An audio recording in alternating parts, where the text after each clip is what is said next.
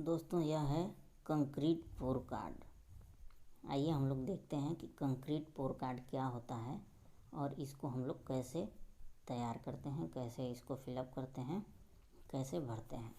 दोस्तों जब भी हम कास्टिंग करते हैं तो कास्टिंग के समय जो है कितना क्यूबिक मीटर हमारा जो है कंक्रीट यूज़ हुआ, कास्टिंग का टाइम कब है, कब उसका टाइम एंड हुआ, कितने उसके स्लम वैल्यू क्या थे, कास्टिंग का जो है कंक्रीट यूज हुआ वो डिज़ाइन मिक्स का क्या डिटेल था, इसके बारे में सारी जानकारी इसमें देना होता है। आइए देखते हैं एक एक करके कंक्रीट पोर कार्ड के बारे में। सबसे पहले यहाँ पे वर्क नेम, यहाँ पे कौन सा काम हो रहा है उसका नाम यहाँ डालना होता है।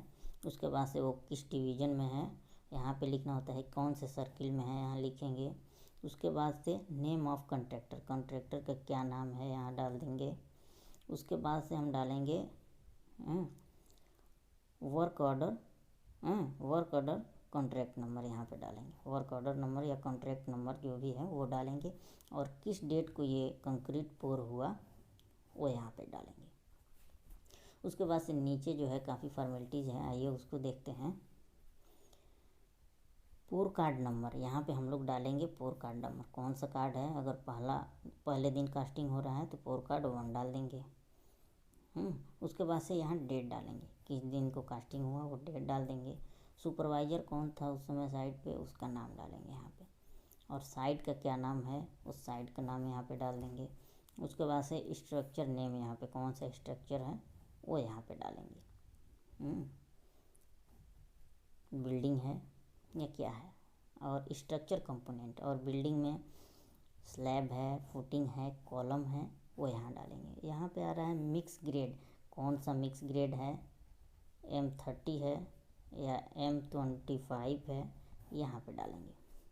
मिक्स प्रोपोर्शन क्या है, सीमेंट सैंड और एग्रीगेट का क्या मिक्स प्रोपोर्शन है, 1:1:2 है या 1:1.62:3.05 क्या रेशियो है। डिज़ाइन मिक्स के अकॉर्डिंग ये हो गया, ये नॉमिनल मिक्स हो गया तो उसके अकॉर्डिंग क्या है वो लिखते हैं।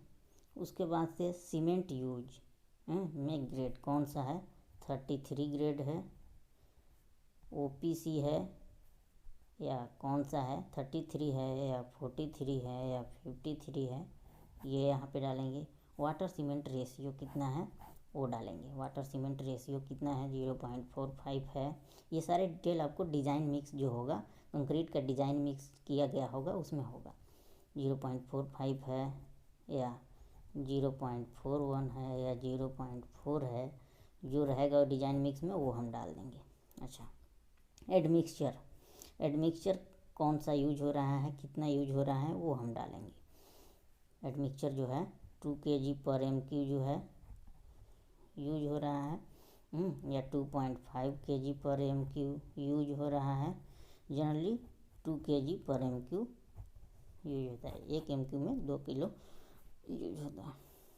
उसके बाद से क्वांटिटी एज पर ड्राइंग, यानी कि ड्राइंग के अकॉर्डिंग जो है कितना क्यूबिक मीटर जो है वो क्वांटिटी कास्टिंग हुआ उसके बारे में लिखेंगे।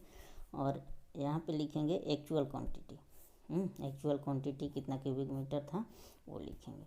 उसके बाद से मेथड ऑफ पोर, यानी कि कैसे पोरिंग हुआ, पंप के थ्रू हुआ है या मैनुअली हुआ है ये यहाँ पे लिखेंगे। उसके बाद से डेट ऑफ पोर, वही किस डेट को कंक्रीट पोर हुआ वो लिखेंगे। टाइम, टाइम पोर स्टार्ट, यानी कि कंक्रीट पोरिंग जो है कितने बजे से स्टार्ट हुआ वो लिखेंगे यहाँ पे। उसके बाद से टाइम पोर फिनिश, यानी कि कब जो है कंक्रीट पोरिंग ख़त्म हुआ उसको डालेंगे।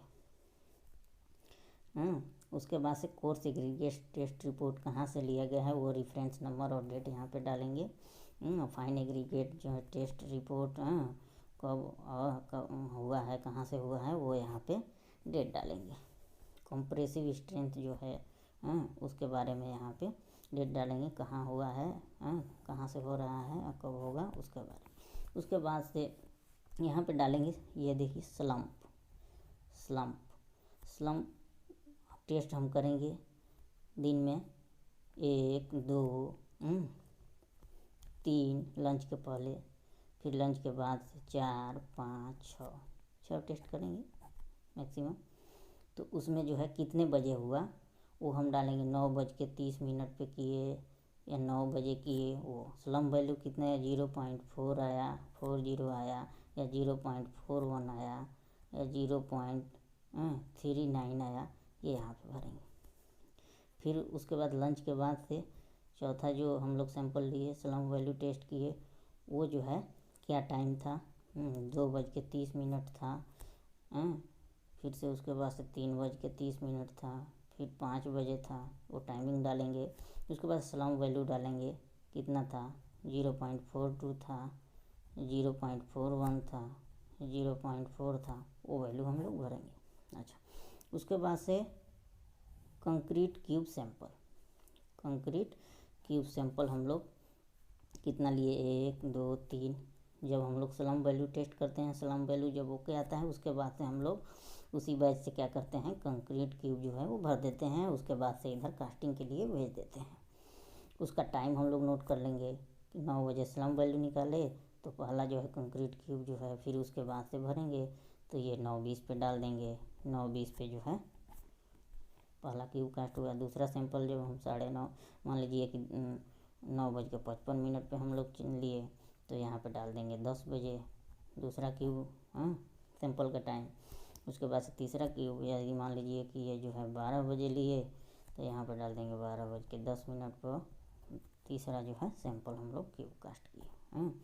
उसके बाद से यहाँ पे चौथा क्यूब लंच बाद, पाँचवा और छठवां क्यूब सैंपल होंगे।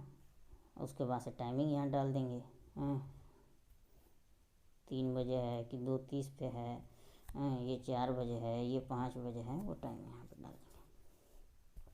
उसके बाद से फिर नीचे आ जाते हैं, रिमार्क में जो है वो कुछ लिख देंगे अगर कुछ एक्स्ट्रा है तो। उसके बाद से आ जाएंगे concreting done in presence of for contractor, किसके उपस्थिति में जो है वो कंक्रीटिंग किया गया, वो डाल देंगे। ये कंट्रैक्टर के लिए है, यहाँ पे सिग्नेचर होगा, जो कंट्रैक्टर की तरफ से इंजीनियर रहेगा, यहाँ उसका नाम रहेगा, यहाँ उसका पोजीशन साइट इंजीनियर क्या है वो रहेगा, और यहाँ पे जो है डेट रहेगा। यहाँ पे जो है जो डिपार्टमेंट की तरफ से रहेगा वहाँ पे, यहाँ पे उसका जो है नाम रहेगा, यहाँ पे सिग्नेचर होगा, यहाँ नाम होगा, यहाँ पोजीशन होगा, यहाँ डेट होगा। दोस्तों ये था पोर कार्ड के बारे में जानकारी पूरा डिटेल में। ये जब भी कास्टिंग होता है तो ये इतना सारा डिटेल जो है हमको तैयार करना होता है, इसी को हम बोलते हैं पोर कार्ड रिकॉर्ड।